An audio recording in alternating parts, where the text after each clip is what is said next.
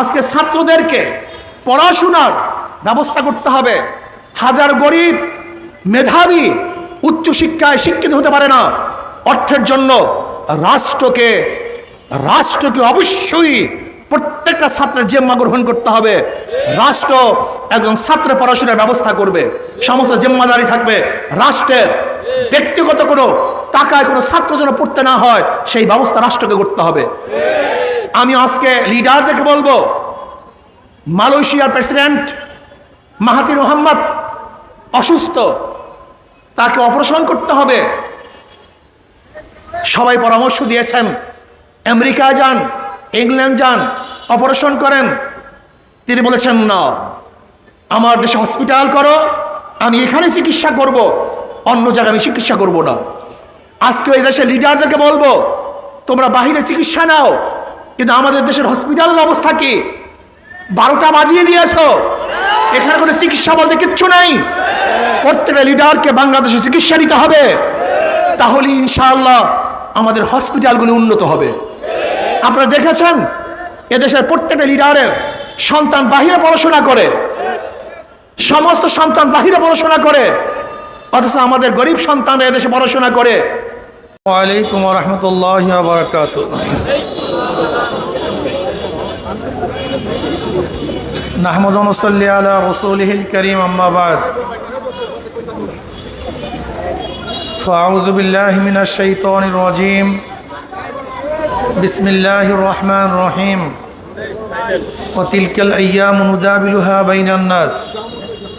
সাদাকাল্লাহুল আলিয়্যুল আযীম। সবাই দুরূদ শরীফ পড়ি, আল্লাহুম্মা সাল্লি আলা সাইয়্যিদিনা। ইসলামী আন্দোলন বাংলাদেশ নারায়ণগঞ্জ জেলা ও মহানগর শাখা কর্তৃক আয়োজিত আজকে গণজামায়াতের সম্মানিত সভাপতি, মহাসচিব, কেন্দ্রীয় নেতৃবৃন্দ সহ সকল স্তরের জনগণ ভাইয়েরা আমার, আল্লাহ পাকের শুকর, আমরা নতুন এক বাংলাদেশ পেয়েছি। আমরা যেই ভূখণ্ডে দাঁড়িয়ে আছি, এই ভূখণ্ড কয়েকবার স্বাধীন হয়েছে।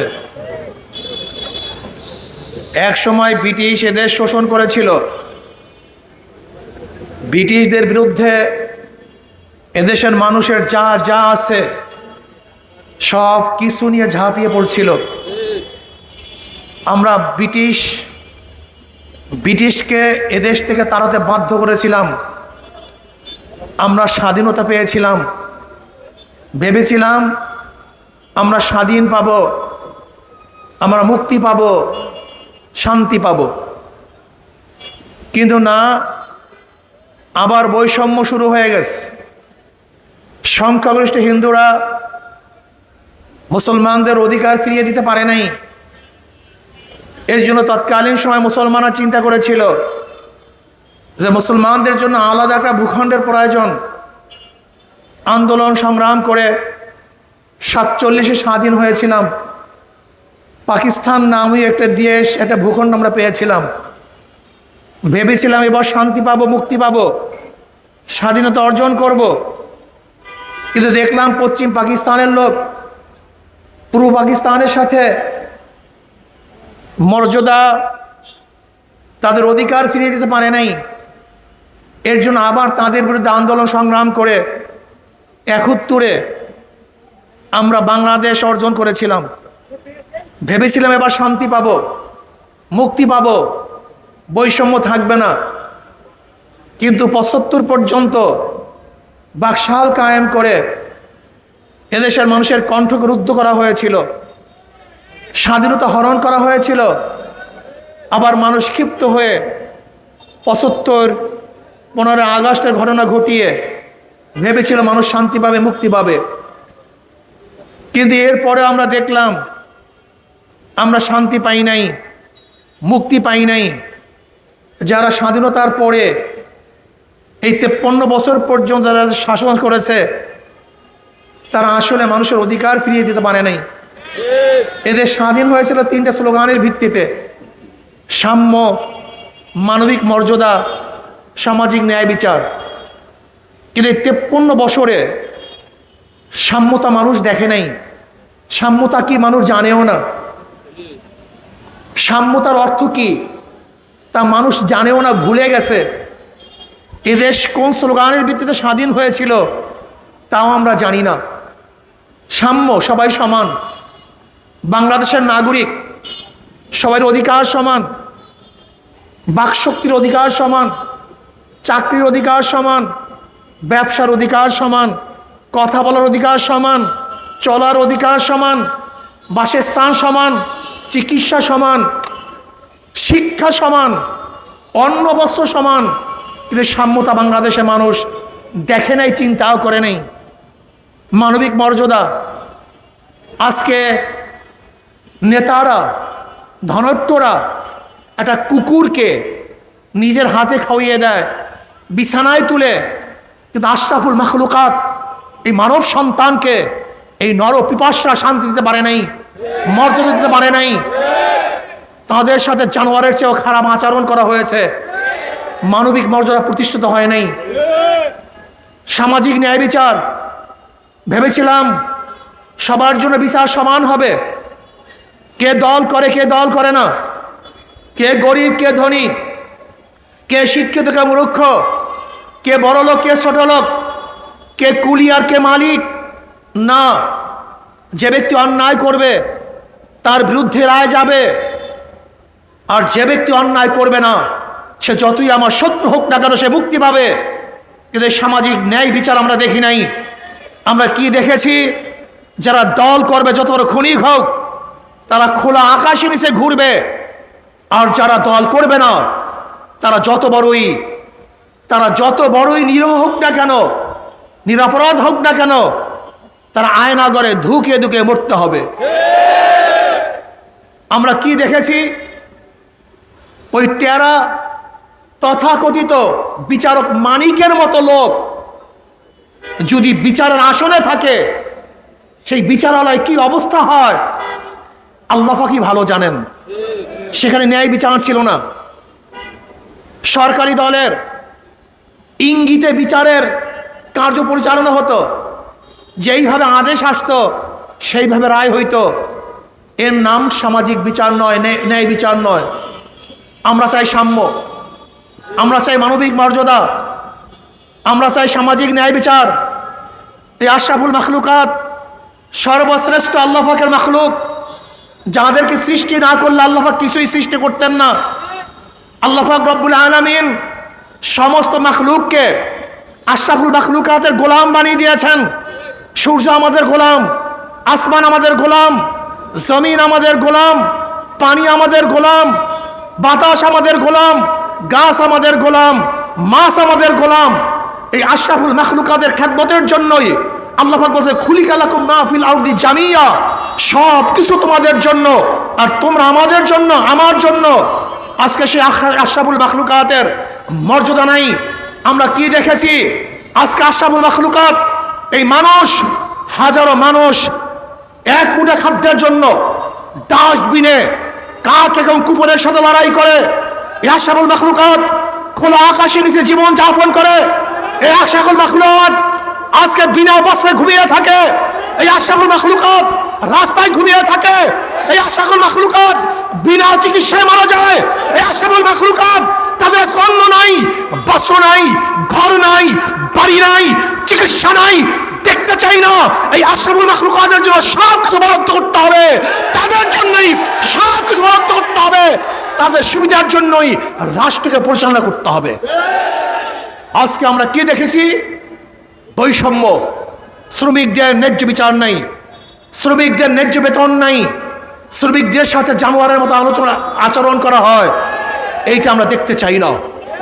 শ্রমিকদের অধিকার ফিরিয়ে দিতে হবে, তাদের ন্যায্য মর্যাদা দিতে হবে, তাদেরকে ন্যায্য বেতন দিতে হবে, তাদেরকে যথাযথ সম্মান করতে হবে।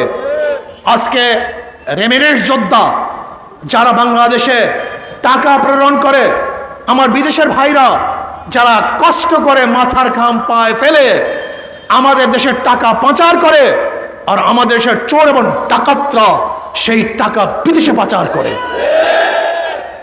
রেমিটেন্স যোদ্ধাদেরকে সম্মান করতে হবে, ইজ্জত করতে হবে। এয়ারপোর্টে যখন তারা আসবে তাদেরকে শ্রদ্ধা করতে হবে, সম্মান দেখাতে হবে, তাদেরকে সম্মান সুযোগ শব্দ ব্যবহার করতে হবে। মোহতারাম, জনাব অথবা স্যার বলেন, যে এই শব্দগুলি সম্মানীয় শব্দ, এই সম্মানিত শব্দ তাদের জন্য প্রয়োগ করতে হবে। তারা আমাদের যোদ্ধা, তারা এই দেশের রেমিনেন্সকে উন্নত করার জন্য, আমাদের অর্থকে চাঙ্গা করার জন্য তারা সবচেয়ে বড় যুদ্ধ করতেছে। কাজে তাদের জন্য আমাদের মোহাব্বত, ভালোবাসা সব কিছু উজাড় করতে হবে। তারা আমাদের দেশকে বাঁচাবার জন্য হাজারো চেষ্টা করতেছেন। আজকে মহিলাদের সমান অধিকার নয়, ন্যায্য অধিকার প্রদান করতে হবে। আমার মা বোনদেরকে ন্যায্য অধিকার প্রদান করতে হবে। যার যেখানে যেই মর্যাদার প্রয়োজন সেই মর্যাদা তাদেরকে দিতে হবে। আজকে ছাত্রদেরকে পড়াশোনার ব্যবস্থা করতে হবে। হাজার গরিব মেধাবী উচ্চশিক্ষায় শিক্ষিত হতে পারে না। অর্থের জন্য রাষ্ট্রকে অবশ্যই প্রত্যেকটা ছাত্রের জিম্মা গ্রহণ করতে হবে। রাষ্ট্র একজন ছাত্র পড়াশোনার ব্যবস্থা করবে, সমস্ত জিম্মাদারি থাকবে রাষ্ট্রের। ব্যক্তিগত কোনো টাকায় কোনো ছাত্র যেন পড়তে না হয় সেই ব্যবস্থা রাষ্ট্রকে করতে হবে। আমি আজকে লিডারদেরকে বলবো, মালয়েশিয়ার প্রেসিডেন্ট মাহাথির মোহাম্মদ অসুস্থ, তাকে অপারেশন করতে হবে। সবাই পরামর্শ দিয়েছেন আমেরিকা যান, ইংল্যান্ড যান, অপারেশন করেন। তিনি বলেছেন না, আমার দেশে হসপিটাল করো, আমি এখানে চিকিৎসা করব, অন্য জায়গায় আমি চিকিৎসা করব না। আজকে এই দেশের লিডারদেরকে বলবো, তোমরা বাহিরে চিকিৎসা নাও, কিন্তু আমাদের দেশের হসপিটালের অবস্থা কি? 12টা বাজিয়ে দিয়েছো, এখানে কোনো চিকিৎসা বলতে কিচ্ছু নেই। প্রত্যেকটা লিডারকে বাংলাদেশে চিকিৎসা নিতে হবে, তাহলে ইনশাআল্লাহ আমাদের হসপিটালগুলি উন্নত হবে। আপনারা দেখেছেন এদেশের প্রত্যেকটা লিডারের সন্তান বাহিরে পড়াশোনা করে, সমস্ত সন্তান বাহিরে পড়াশোনা করে, অথচ আমাদের গরিব সন্তানরা এদেশে পড়াশোনা করে, তাদের জন্য উপযুক্ত সেই প্রতিষ্ঠানের ব্যবস্থা করা হয় নাই। কাজে আমরা চাই লিডারদের সন্তানরা এদেশে পড়াশোনা করবে, বাহিরে যাওয়ার সমস্যা নেই, কিন্তু আমাদের দেশের পরিবেশকে, শিক্ষালয়কে বিদেশি ইউনিভার্সিটির মানে গড়তে হবে। এরপর আজকে রাস্তার যানজট, চাঁদাবাজি, এই চাঁদাবাজি বন্ধ করতে হবে। আজকে 5ই আগস্টের পরে আমরা কি দেখেছি? সেই চিহ্নিত গোষ্ঠী আবারও চাঁদাবাজি শুরু করেছে, দখলদারি শুরু করেছে, ঘাট দখল, ঘর দখল, রাস্তা দখল, চাঁদাবাজি শুরু করেছে। আমরা চাঁদাবাজদেরকে আর দ্বিতীয়বার ক্ষমতায় দেখতে চাই না।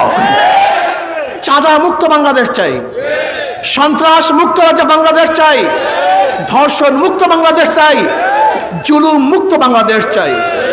এই জুলুম মুক্ত বাংলাদেশের জন্য প্রয়োজন হলো যারা দোষী, চিহ্নিত খুনি, অপরাধী, কোনো অবস্থাতেই তারা নির্বাচন করতে পারবে না।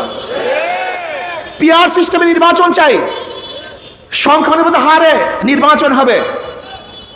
যদি পিআর সিস্টেমে নির্বাচন হয় তাহলে পেশির শক্তির ব্যবহার করতে পারবে না, টাকা দিয়ে ভোট কিনতে পারবে না, জুলুম থাকবে না, খুন থাকবে না, কেন্দ্র দখল চলবে না। মার্কায় ভোট দিবে, যেই মার্কায় যত পার্সেন্টেজ ভোট পাবে ওই পার্সেন্টেজ অনুযায়ী সেই দলের প্রতিনিধি সংসদে থাকবে।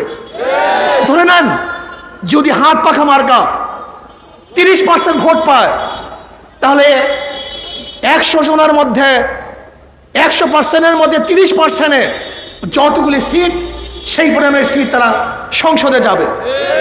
অর্থাৎ যদি মার্কা আপনারা ভোট দেন তাহলে অবস্থাটা কি হবে?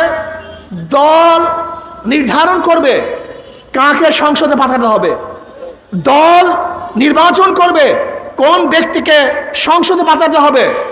তাহলে দল কোনো অবস্থাতেই চোর, গুন্ডা, বদমাশকে সংসদে পাঠাবে না। যদি দল চোর, গুন্ডা, বদমাশকে সংসদে পাঠায় তাহলে দেশের জনগণ দ্বিতীয়বার তাদেরকে আর ভোট প্রদান করবে না। এর জন্য সমস্ত সমস্যার বড় সমাধান হলো পিআর সিস্টেমে নির্বাচন করতে হবে।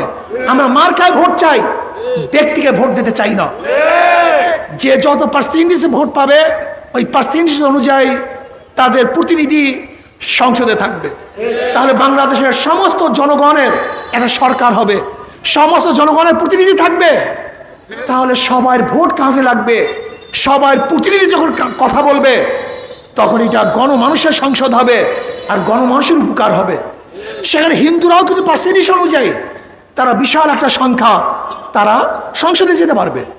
কাজে পিআর সিস্টেমের নির্বাচন আমরা বাংলাদেশে দেখতে চাই। কে সবাই রাজি আছেন ইনশাআল্লাহ? এখন থেকে আওয়াজ তুলতে হবে, পিআর সিস্টেমের সংখ্যানুপাতিক হারে আমরা নির্বাচন চাই, মার্কায় নির্বাচন চাই, কোনো ব্যক্তিকে আমরা ক্যান্ডিডেট চাই না। তাহলে গ্যাঞ্জাম গুন্ডামি আর থাকবে না। এরপর আসুন, আজকে অন্তর্বর্তীকালীন সরকারকে বলবো, আপনাকে ভালো করে মনে রাখতে হবে, বৈষম্য বিরোধী আন্দোলন যদি আপনি বৈষম্য সৃষ্টি করেন তাহলে এদেশে আবারও আন্দোলন শুরু হবে, আবারও এদেশের মানুষ রাস্তায় ঝাঁপিয়ে পড়বে। এর জন্য খুব সতর্ক অনুযায়ী দেশ পরিচালনা করতে হবে। আওয়ামী লীগকে বলবো, আপনারা যা করেছেন তারা প্রাপ্তি আপনারা পেয়েছেন, কিন্তু আমি সমস্ত খুনিদের বিচার চাই, সমস্ত জালেমদের বিচার চাই, অন্যায়কারীদের বিচার চাই, কিন্তু অপমান চাই না, জুলুম চাই না, অপমান চাই না। বিচার হবে, অপমানের প্রয়োজন নেই। আমরা কি দেখেছি, আসিফ মাহতুবের মতো একজন প্রফেসরকে যখন কোর্টে নিয়ে যাওয়া হয়েছে, রশি বেঁধে তাকে নিয়ে যাওয়া হয়েছে। কেন? এটা অপমান। আমরা বিচার চাই, অপমান চাই না। সম্মানিত ব্যক্তিকে সম্মান করতে হবে। যে ব্যক্তি নির্দোষ তাকে নির্দোষ ভাবেই চিহ্নিত করতে হবে। কোন অবস্থাতেই যেন নির্দোষ কোনো ব্যক্তির উপর আক্রমণ না চলে, অত্যাচার না চলে। যদি আমরা সবাই গড়ে সবাইকে অত্যাচার করি, আক্রমণ করি, তাহলে আগের সরকারের মধ্যে আমাদের মধ্যে পার্থক্যটা কোথায়? আমরা বিচার চাই, জুলুম চাই না। আমরা বিচার চাই, কাউকে অপমান চাই না। এক জায়গায় থামতে হবে, এক জায়গায় থামতে হবে। যদি আমরা জুলুম করি, আবার একদিন তারাও জুলুম করবে। আমরা অত্যাচার করব, তারাও একদিন অত্যাচার করবে। আমরা অন্যায় করব, আবারও কি অন্যায় করবে। এক জায়গায় থামতে হবে। আমরা সবাই মিলেমিশে এই দেশটাকে গড়তে হবে, এই দেশটাকে সামনে অগ্রসর করতে হবে। এর জন্য আসুন, ইসলামের বাহিরে কোনো মত, কোনো আদর্শ মানুষকে শান্তি দিতে পারে না, মুক্তি দিতে পারে না। আজকে ইসলাম হুকুমাত যদি কায়েম হয়ে যায় তাহলে সামাজিক ন্যায় বিচার প্রতিষ্ঠিত হবে, সাম্যতা প্রতিষ্ঠিত হবে, মানবিক মর্যাদা ইনশাআল্লাহ প্রতিষ্ঠিত হবে। যারা শহীদ হয়েছেন আল্লাহ পাক তাদেরকে জান্নাতুল ফেরদাউস দান করেন। এই যে দেখেছেন আমাদের হাজারো ভাই আহত হয়েছে, আল্লাহ পাক জলদি জলদি সুস্থ করে দেন। যারা এরকম আহত হয়েছেন, অনেক ভাইরা আহত হয়েছেন, নিহত হয়েছেন, আল্লাহ পাক সবাইকে সুস্থ হওয়ার এবং যারা কবরে চলে গেছেন তাদেরকে জান্নাতের ব্যবস্থা করে দেন। আগামী দেশ ইসলামের দেশ হবে, সব ঐক্যবদ্ধভাবে ইসলামের পক্ষে থাকবো। আল্লাহ আমাকে এবং আমাদের সবাইকে কবুল করে নেন। আল্লাহুম্মা আমিন। রব্বানা যালামনা আনফুসানা ওয়া